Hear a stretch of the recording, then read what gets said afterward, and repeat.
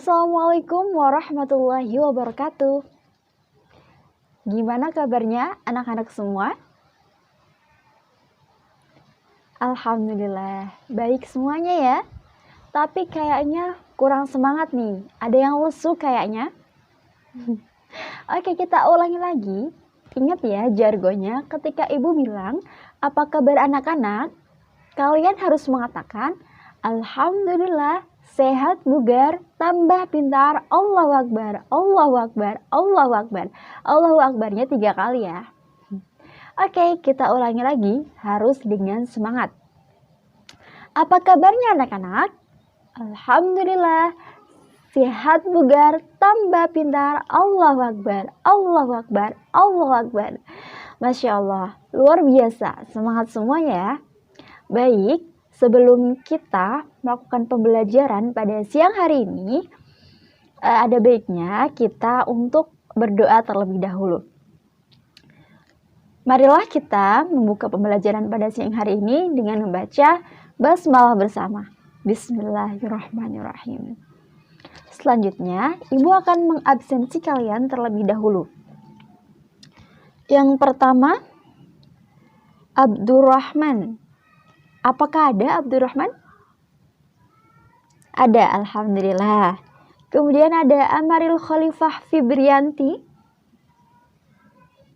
Hadiro. Kemudian ada Diana Pangestu. Alhamdulillah, sehat ya Mbak Diana? Alhamdulillah sehat ya. Kemudian ada Mbak Khairum Alfi. Hadiro. Mbak Laili Indriani. Hadiro juga. Kemudian ada Mbak Milaning Rumasito. Hadiro. Hadiro, alhamdulillah. Kemudian ada Mbak Mutakiyah. Kemana nih Mbak Mutakiyah? Ada yang tahu teman-teman semua? Oh, sakit izin, semoga diberi kesembuhan ya dan bisa melakukan pembelajaran bersama kita semua. Allahumma amin. Dan kalian juga harus jaga kesehatan ya. Karena memang masa pandemi, kita harus ekstra untuk menjaga kesehatan dan tetap mematuhi protokol kesehatan. Kemudian ada Mbak Yuana Tri Susilawati, Hadiro. Hadiro, alhamdulillah. Alhamdulillah, ini hanya satu yang izin. Semoga kita selalu diberikan kesehatan dan bisa terus menimba ilmu. Allahumma amin. Baik anak-anak, di pertemuan minggu kemarin kita telah membahas bab, kira-kira bab apa ya? Ada yang tahu? Yang masih ingat siapa? Ayo, anak-anak. Mbak Diana mau jawab, silahkan. Ya, benar sekali Mbak Diana.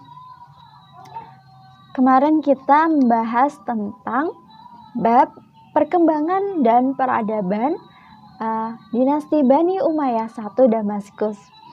Kita review sedikit ya sebelum kita melanjutkan bab berikutnya, yaitu pada masa ini peradaban dan perkembangan ilmu pengetahuan berkembang sangat pesat di bawah pimpinan siapa?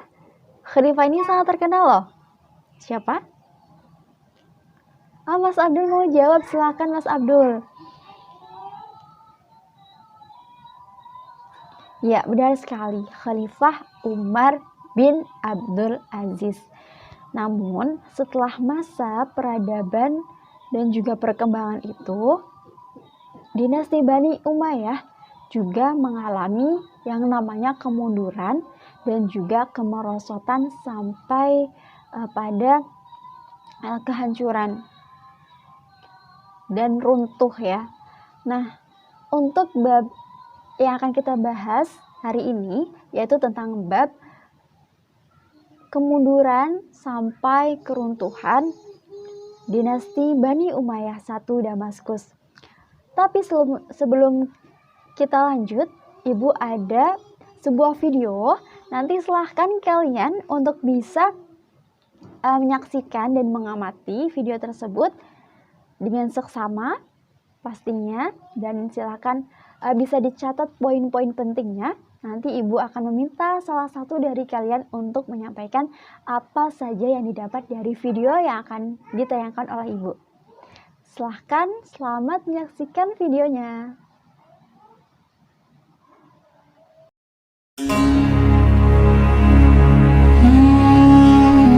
Masa dinasti Bani Umayyah tercatat sebagai era paling cepat dalam penyebaran Islam setelah zaman Khulafaur Rasyidin.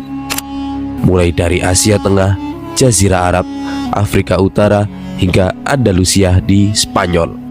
Semua itu adalah wilayah kekuasaan Bani Umayyah.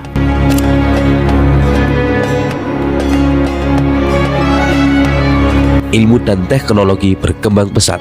Pembangunan berskala besar juga dilakukan hampir di segala bidang. Bahkan di masa Umar bin Abdul Aziz yang menjabat sebagai khalifah, kekhalifahan Bani Umayyah disebut-sebut mampu mendekati kondisi yang sama ketika masa kepemimpinan Khulafaur Rasyidin.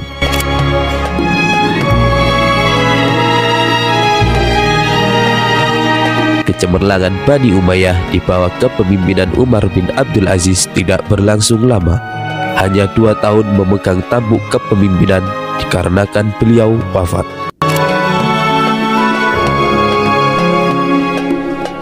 Pengganti daripada Umar bin Abdul Aziz ialah Yazid bin Abdul Malik. Dari sinilah benih-benih kehancuran Bani Umayyah dimulai.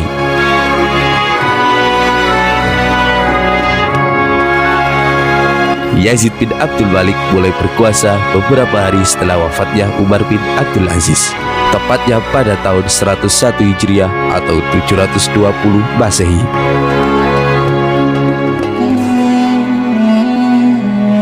Lalu, apa motif yang melatar belakangi runtuhnya dinasti Umayyah?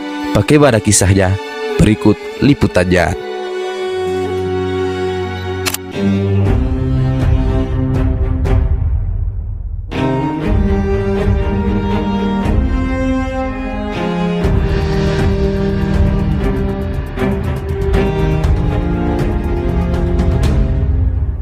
Kekuasaan Yazid bin Abdul Malik menandai kembalinya kekhalifahan Bani Umayyah ke keturunan Abdul Malik bin Marwan. Di awal kepemimpinannya, beberapa pemberontakan mulai terjadi di kalangan Bani Umayyah.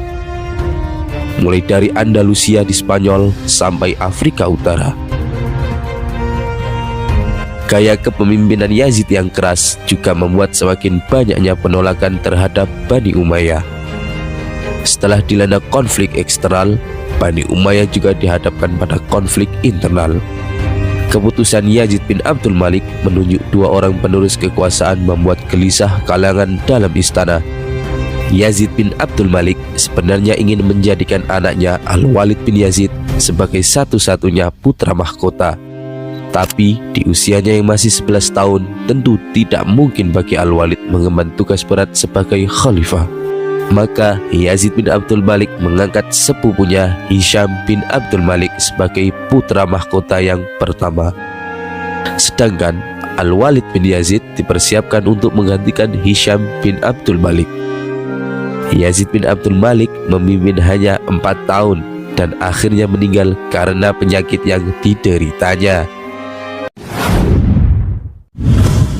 Kepemimpinan pun dilanjutkan oleh Hisham bin Abdul Malik. Di bawah kepemimpinannya, Bani Umayyah kembali menunjukkan jati diri sebagai negara Islam yang kuat. Pemberontakan yang sempat terjadi di Afrika Utara berhasil dipadamkan. Kekuasaan Bani Umayyah juga berhasil kembali ditegakkan di Andalusia, Spanyol. Hisham bin Abdul Malik juga mengemban syariat seperti era Umar bin Abdul Aziz dan menerapkannya ke keluarganya. Kemampuan Hisham dalam menyatukan keturunan Bani Umayyah mempunyai andil yang besar dalam menyelesaikan masalah yang ditinggalkan saudaranya, yaitu Yazid bin Abdul Malik. Lamanya era pemerintahan Hisham menjadi bukti akan kemampuannya dalam memimpin. Akan tetapi, lamanya kepemimpinan Hisham menimbulkan masalah baru dalam dinasti Umayyah. Ketika Al-Walid putra Yazid bin Abdul Malik sudah tumbuh dewasa, Dalam waktu 18 tahun Hisham memimpin, membuat Al-Walid merasa cukup umur untuk mendapatkan haknya sebagai pewaris tahta Bani Umayyah. Konflik antara paman dan keponakannya pun tak terelakkan.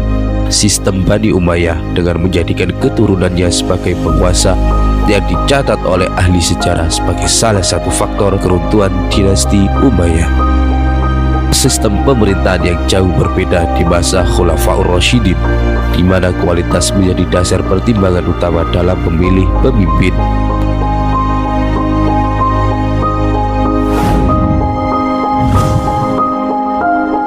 Persinggungan antara Khalifah Hisham dan keponakannya Al-Walid terus terjadi. Di masa pemerintahan Hisham, Al-Walid jarang berada di Damaskus yang merupakan ibu kota pemerintahan. Al-Walid juga dinilai mempunyai akhlak yang tidak baik semasa hidupnya. Minuman keras adalah sesuatu yang diakrabi oleh Al-Walid kala itu. Hisham yang melihat hal ini sebenarnya ingin anaknya sendiri Sulaiman yang naik untuk menjadi khalifah, tapi keinginan Hisham tidak dapat terpenuhi. Hisham meninggal di tahun 126 Hijriah dan Al-Walid kemudian langsung diangkat menjadi khalifah di usia 37 tahun. Pengangkatan Al-Walid inilah yang menimbulkan reaksi keras dari berbagai kalangan.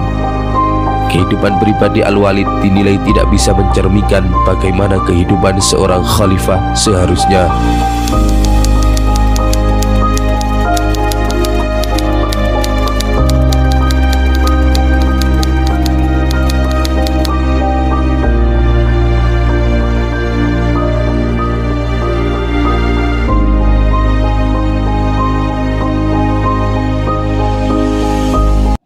Nah, anak-anak, itu tadi video seputar keruntuhan dari dinasti Umayyah I Damaskus. Kira-kira ada yang mau menjelaskan kenapa bisa terjadi keruntuhan di dinasti Umayyah I Damaskus ini? Mbak Yuwana, silahkan Mbak Yuwana untuk menyampaikan hasil dari pengamatan video yang sudah diputar. Silakan Mbak Yuwana.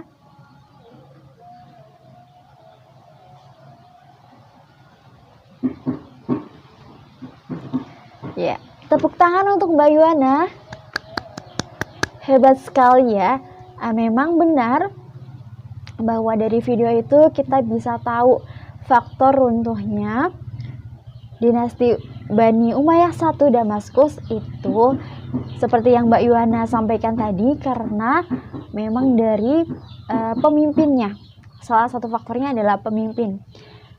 Setelah Umar bin Abdul Aziz wafat, itu digantikan oleh Yazid bin Abdul Malik.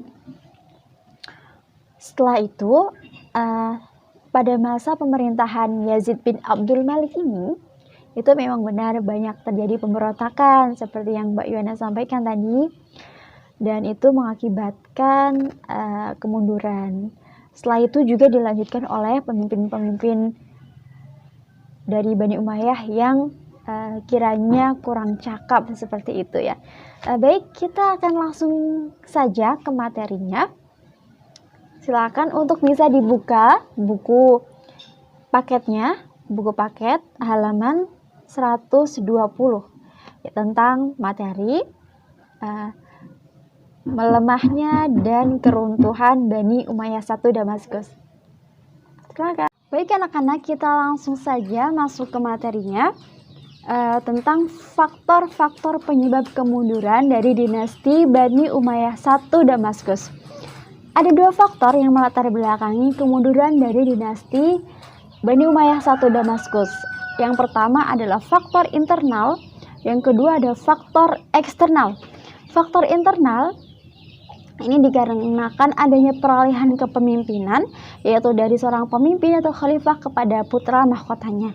Namun pada saat setelah Umar bin Abdul Aziz ini wafat, itu beralih kepada Yazid bin Abdul Malik. Nah, saat itu Yazid bin Abdul Malik kemudian mempunyai seorang putra mahkota, namun dalam hal ini belum cakap untuk pemikiran dan juga usianya. Kemudian dalam hal ini juga yang menyebabkan di mana seorang pemimpin menjadi boneka bagi para pejabat dalam suatu pemerintahan seperti Perdana Menteri dan juga pejabat lainnya. Karena memang belum cakep pemikirannya sehingga menyebabkan sebuah keruntuhan, dan ini merupakan faktor internal dari dinasti Bani Umayyah itu sendiri.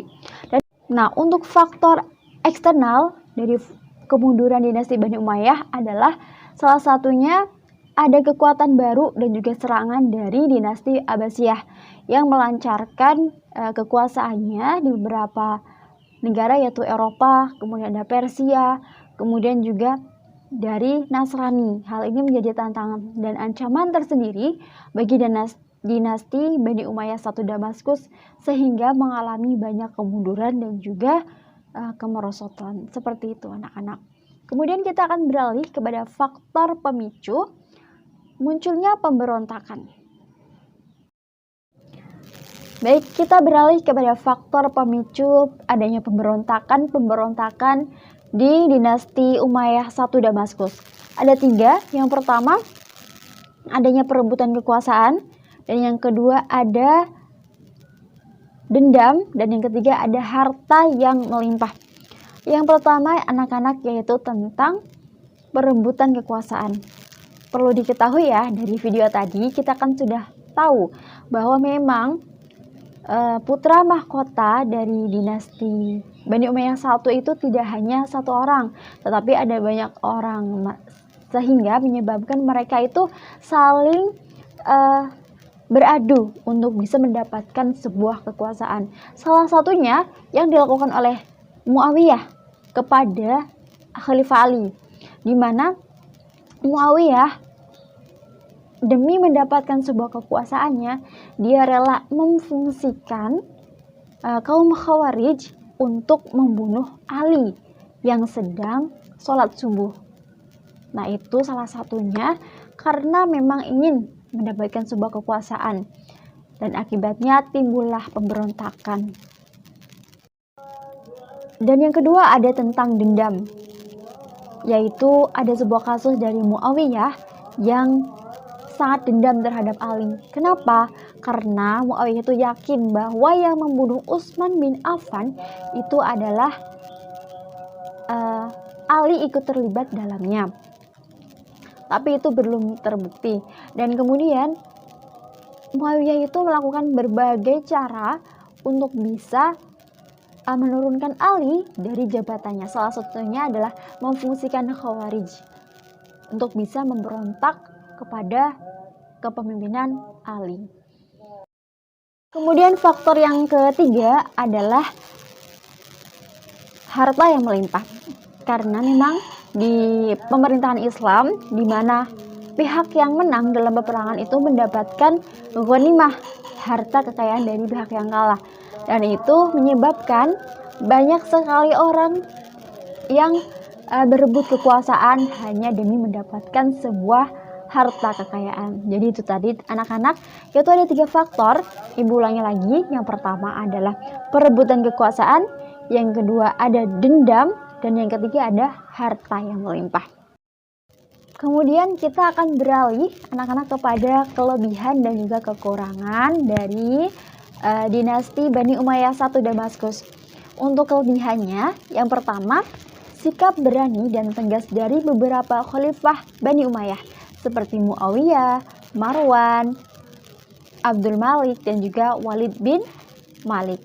Kemudian yang kedua, sikap adil, jujur, dan juga religius dari Khalifah Umar bin Abdul Aziz. Ada juga yang ketiga, pola pengembangan budaya dengan pendekatan Arabisasi yang didukung oleh mayoritas masyarakat pada saat itu. Dan yang keempat, ada sikap berani berperang dari kaum muslim yang menyebabkan umat banyak mendapatkan kemenangan pada saat perluasan wilayah, mendapatkan ghanimah dan upeti. Selanjutnya ada juga kekurangan dari dinasti Bani Umayyah. Nah, selanjutnya yaitu ada kekurangan dari dinasti Bani Umayyah I Damaskus. Yang pertama, memakai sistem peralihan kekuasaan yang menyebabkan putra mahkota yang masih kecil tidak profesional menjadi khalifah. Yang kedua, banyak wilayah baru yang ditaklukkan tetapi tidak dibina secara intensif. Dan yang ketiga, ada banyak kasus penyelewengan dalam istana yang tidak ditindaklanjuti dengan tegas oleh pemerintah. Kemudian yang terakhir anak-anak, ada pengangkatan 2 putra mahkota itu dalam satu pemerintahan yang terjadi pada khalifah ke-12 yaitu Yazid bin Walid dan 13 Sulaiman bin Walid. Oleh masyarakat, bahwa hal yang terjadi seperti itu menunjukkan ketidaktegasan dari pemerintah Bani Umayyah. Itu dia dari kelebihan dan juga kelemahan dinasti Bani Umayyah 1 Damaskus. Nah, selanjutnya anak-anak, kita akan bahas tentang proses runtuhnya kekuasaan dinasti Bani Umayyah 1 Damaskus, yaitu pertama akibat dari sikap tidak senang masyarakat terhadap pemimpin dari kaum Bani Umayyah sendiri. Kenapa? Ya karena setelah kepemimpinan dari Yazid bin Abdul Malik dan juga Umar bin Abdul Aziz, kepemimpinan ini memang menurun dalam hal kecakapan, yaitu mereka sering mengadakan sebuah acara seremonial di istana dengan alasan untuk menghibur para pejabat dari kekuasaan itu sendiri. Padahal dalam hal ini itu tidak demikian, tapi untuk hal-hal yang lain. Dan ini mengakibatkan kepercayaan masyarakat dinasti Bani Umayyah kepada pemimpinnya mulai merosot karena memang akhlak dari pemimpin itu menurun. Itu ada peperangan melawan dinasti Abbasiyah. Kita tahu sendiri bahwa tadi telah Ibu sampaikan bahwa ada dinasti baru Abbasiyah yang melancarkan kekuasaannya ke Eropa, kemudian ke Persia dan juga ke Nasrani. Maka dari itu, dengan perlawanan ini Bani Umayyah mengalami banyak kekalahan sehingga menyebabkan sebuah keruntuhan. Nah, itu tadi pembahasan tentang kemunduran dari dinasti Bani Umayyah 1 Damaskus.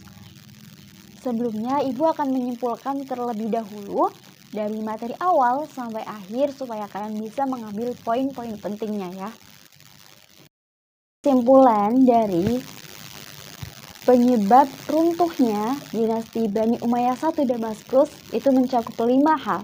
Yang pertama, sistem pergantian khalifah melalui garis keturunan adalah merupakan sesuatu yang baru bagi tradisi bangsa Arab yang lebih menekankan pada aspek senioritas.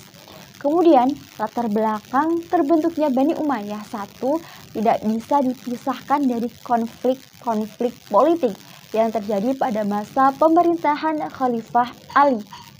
Kemudian, ada yang ketiga, pada masa kekuasaan Bani Umayyah 1, pertentangan etnis antara suku Arabia Utara dan Arabia Selatan yang selalu ada sejak zaman sebelum Islam semakin meruncing. Kemudian ada yang keempat, lemahnya pemerintahan Bani Umayyah juga disebabkan oleh sikap hidup mewah di lingkungan istana, sehingga anak-anak khalifah tidak sanggup memikul beban berat kenegaraan tatkala mereka mewarisi kekuasaan. Kemudian yang ketiga itu penyebab langsung jatuhnya Bani Umayyah adalah munculnya kekuatan dari dinasti Abbasiyah. Seperti itu anak-anak. Baik, kita sampai di akhir pertemuan dan Ibu akan ada tugas untuk kalian semua, yaitu yang pertama, tugas individu, di mana pada halaman 127 itu ada soal uraian, ada 5 soal uraian. Silahkan bisa kalian kerjakan dengan sebaik-baiknya. Kemudian diketik di Word dan bisa dikirimkan melalui GCR.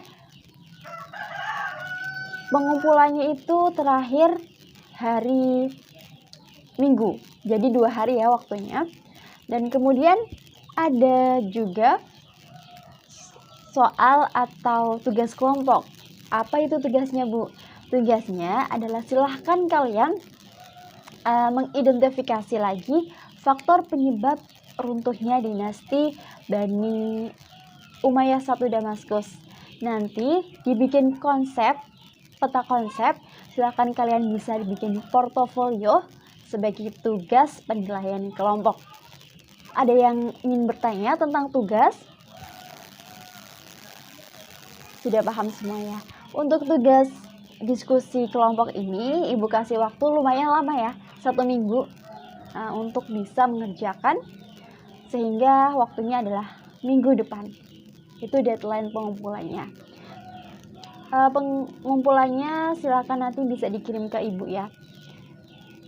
Sekian pertemuan dari Ibu. Tetap semangat, tetap menjaga protokol kesehatan. Dan untuk pertemuan minggu depan, nah untuk pertemuan selanjutnya kita akan bahas tentang materi proses lahirnya dinasti Abbasiyah.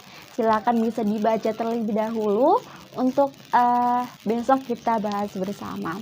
Terima kasih untuk atensi dan juga semangatnya. Tapi sebelumnya Ibu mau cek semangat dulu ya.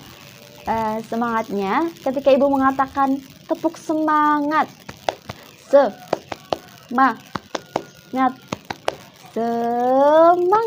karena Ibu pengen anak-anak Ibu penuh semangat untuk menimba ilmu. Kita coba ya, tepuk semangat, semangat. Terima kasih untuk kalian semua. Sekian pertemuan dari Ibu. Mari kita akhiri dengan bacaan hamdalah bersama. Alhamdulillah Rabbil alamin. Terima kasih untuk semuanya. Wabillahi taufiq wal hidayah. Wassalamualaikum warahmatullahi wabarakatuh.